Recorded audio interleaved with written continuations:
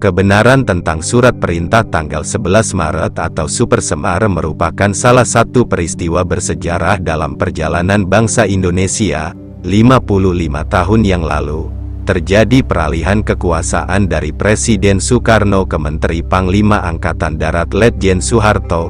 Saat itu Soekarno dikabarkan memberi mandat kepada Soeharto untuk memulihkan stabilitas politik nasional yang goyah akibat gerakan tanggal 30 September tahun 1965. Pada penghujung periode Orde Lama, kondisi ekonomi Indonesia mengalami penurunan yang signifikan dengan tingkat inflasi luar biasa. Hal ini menyebabkan kenaikan harga tak terkendali pada berbagai sektor.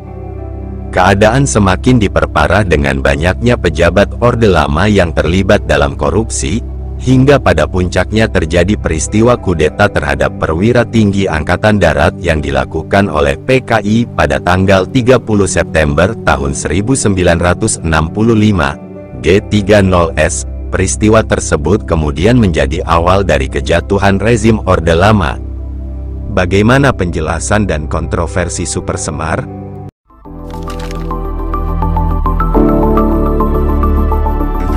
Kak Chloe. Surat Perintah 11 Maret, Surat Perintah 11 Maret, yang biasa disebut dengan singkatan Super Semar, adalah sebuah dokumen yang ditandatangani oleh Presiden Indonesia Soekarno pada tanggal 11 Maret tahun 1966, yang memberikan wewenang kepada Panglima Angkatan Darat Letnan Jenderal Soeharto untuk mengambil tindakan apapun yang dianggap perlu untuk memulihkan ketertiban pada situasi yang kacau selama pembantaian di Indonesia tahun 1965 sampai tahun 1966. Singkatan Super Semar juga merupakan plesetan dari nama Semar, tokoh mistik dan sakti yang sering muncul dalam mitologi Jawa, termasuk dalam pertunjukan wayang. Pemanggilan Semar mungkin dimaksudkan untuk membantu memanfaatkan mitologi Jawa untuk memberikan dukungan terhadap legitimasi Soeharto selama periode transisi kekuasaan dari Soekarno. Kak Chloe. Hai teman semuanya, berjumpa lagi bersama Mr. Chloe. Senang hati dan penuh rasa syukur untuk bisa belajar bersama dan tumbuh bersama, sekaligus masih bisa membahas segala hal yang ada dalam kehidupan di dunia ini. Soekarno ke Soeharto. Akibatnya, Super Semar kemudian dilihat sebagai instrumen kunci pengalihan kekuasaan eksekutif dari Soekarno ke Soeharto. Majelis Permusyawaratan Rakyat Sementara (MPRS) dalam sidang umumnya pada tahun 1966 kemudian mengangkat Super Semar menjadi resolusi semi-konstitusional yang tidak dapat dibatalkan oleh Soekarno. Resolusi ini secara eksplisit menyatakan bahwa Super Semar tidak lagi memiliki kekuatan hukum setelah terbentuknya Majelis Permusyawaratan Rakyat hasil pemilihan umum. Pemilihan umum diadakan pada tahun 1971 dan para anggotanya diambil sumpahnya pada tanggal 28 Oktober tahun 1971.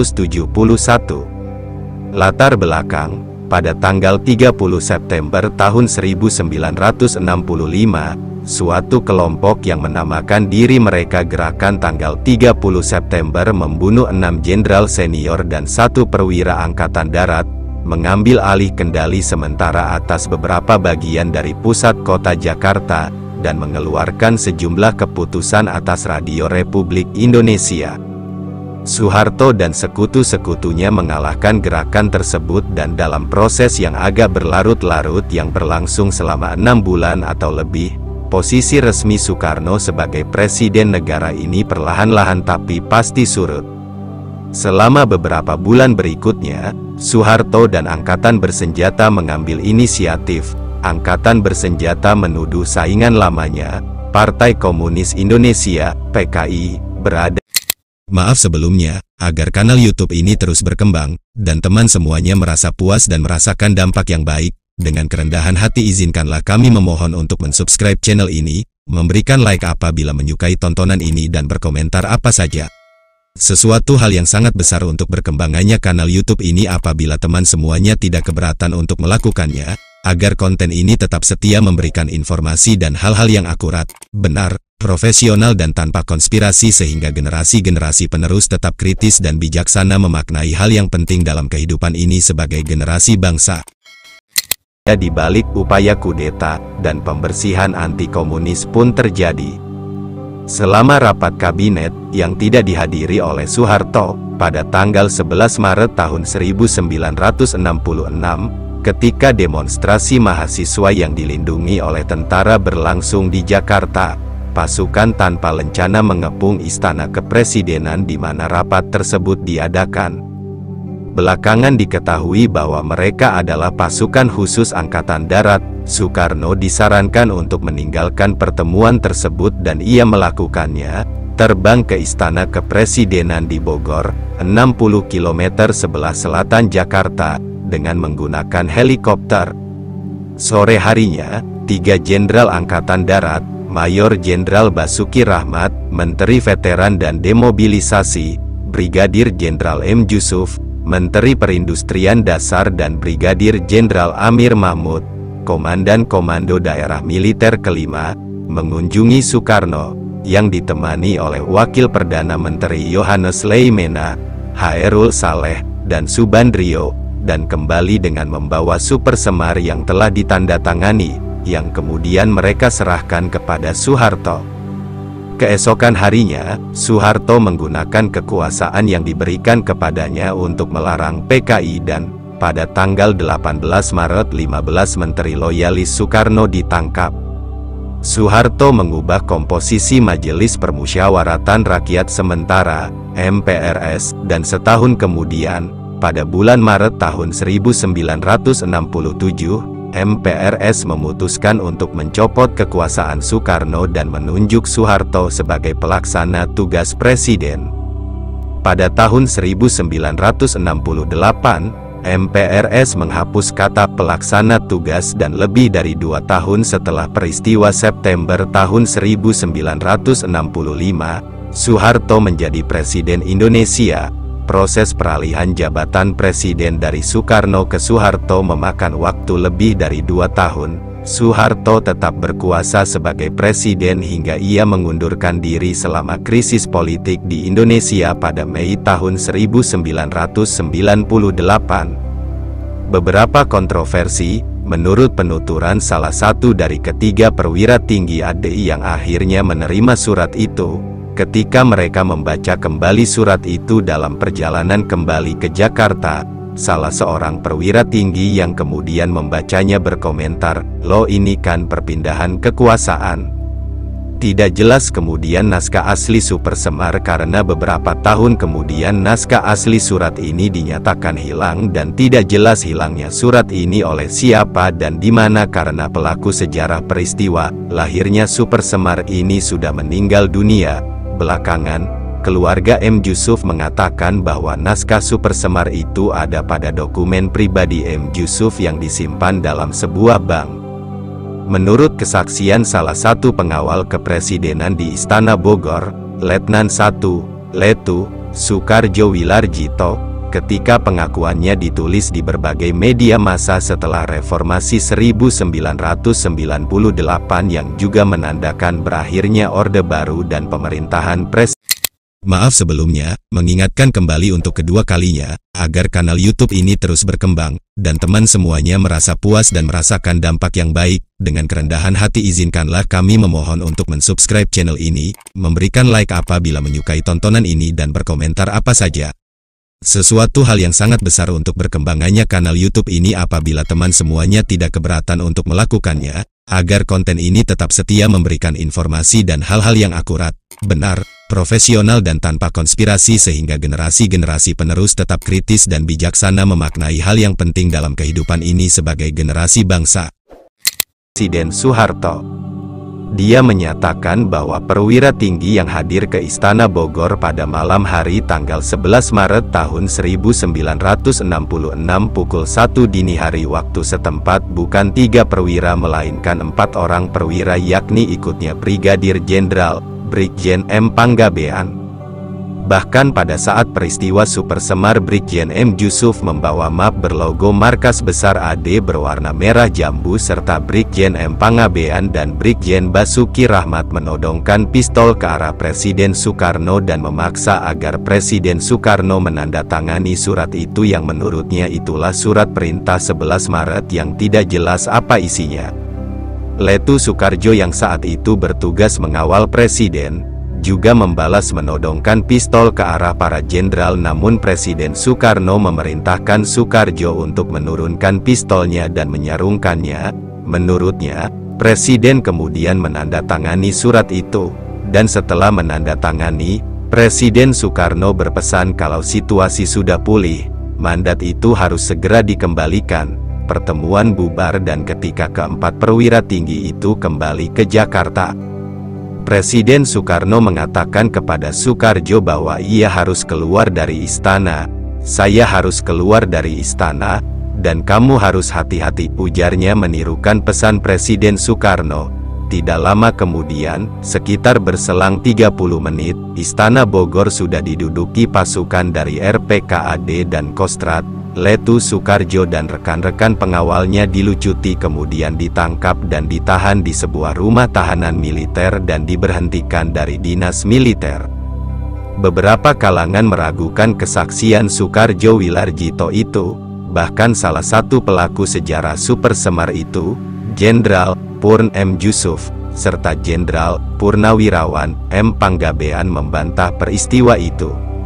Menurut kesaksian A.M. Hanafi dalam bukunya A.M. Hanafi Menggugat Kudeta Soeharto, seorang mantan duta besar Indonesia di Kuba yang dipecat secara tidak konstitusional oleh Soeharto, dia membantah kesaksian Letnan 1 Soekarjo Wilarjito yang mengatakan bahwa adanya kehadiran Jenderal M. Panggabean ke Istana Bogor bersama 3 jenderal lainnya, Amir Mahmud, M. Jusuf dan Basuki Rahmat, pada tanggal 11 Maret tahun 1966 dini hari yang menodongkan senjata terhadap Presiden Soekarno. Menurutnya, pada saat itu, Presiden Soekarno menginap di Istana Merdeka, Jakarta untuk keperluan sidang kabinet pada pagi harinya. Demikian pula semua menteri-menteri atau sebagian besar dari menteri sudah menginap di istana untuk menghindari kalau datang baru besoknya demonstrasi-demonstrasi yang sudah berjubel di Jakarta. A.M. Hanafi sendiri hadir. Maaf lagi sebelumnya, mengingatkan kembali untuk yang terakhir kali, agar kanal YouTube ini terus berkembang, dan teman semuanya merasa puas dan merasakan dampak yang baik. Dengan kerendahan hati izinkanlah kami memohon untuk mensubscribe channel ini, memberikan like apabila menyukai tontonan ini dan berkomentar apa saja. Sesuatu hal yang sangat besar untuk berkembangannya kanal YouTube ini apabila teman semuanya tidak keberatan untuk melakukannya, agar konten ini tetap setia memberikan informasi dan hal-hal yang akurat, benar, profesional dan tanpa konspirasi sehingga generasi-generasi penerus tetap kritis dan bijaksana memaknai hal yang penting dalam kehidupan ini sebagai generasi bangsa. Terima kasih. Ki Ika Kloy, tumbuh bersama. Pada sidang itu bersama Wakil Perdana Menteri, Waperdam, Hairul Saleh. Menurut tulisannya dalam bukunya tersebut, ketiga jenderal itu tadi mereka inilah yang pergi ke Istana Bogor, menemui Presiden Soekarno yang berangkat ke sana terlebih dahulu. Menurutnya, mereka bertolak dari istana yang sebelumnya. Dari Istana Merdeka Amir Mahmud menelepon kepada Komisaris Besar Sumirat, pengawal pribadi Presiden Soekarno di Bogor, minta izin untuk datang ke Bogor. Semua itu ada saksinya. Ketiga jenderal ini rupanya sudah membawa satu teks, yang disebut sekarang Super Semar, di sanalah Bung Karno, tetapi tidak ditodong, sebab mereka datang baik-baik, tetapi di luar istana sudah dikelilingi demonstrasi-demonstrasi dan tank-tank ada di luar jalanan istana.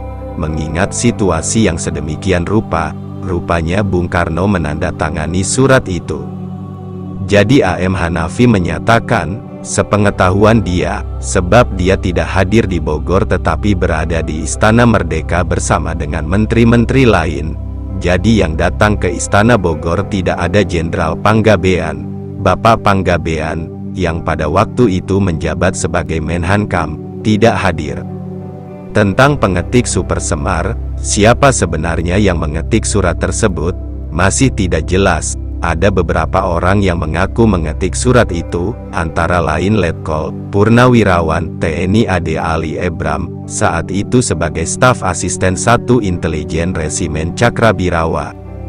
Kesaksian yang disampaikan kepada sejarawan asing, Ben Anderson, oleh seorang tentara yang pernah bertugas di Istana Bogor. Tentara tersebut mengemukakan bahwa super semar diketik di atas surat yang berkop markas besar Angkatan Darat, bukan di atas kertas berkop kepresidenan.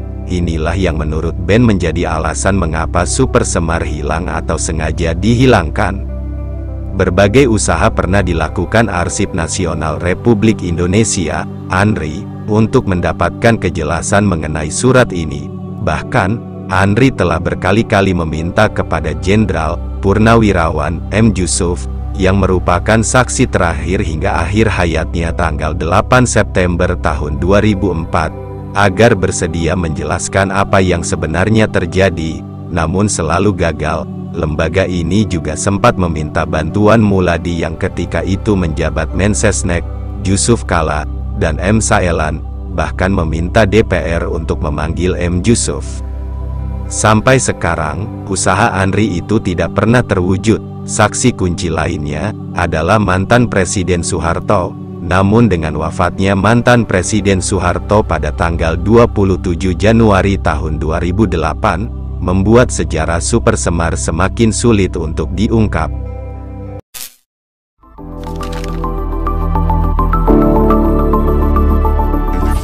Kak Chloe.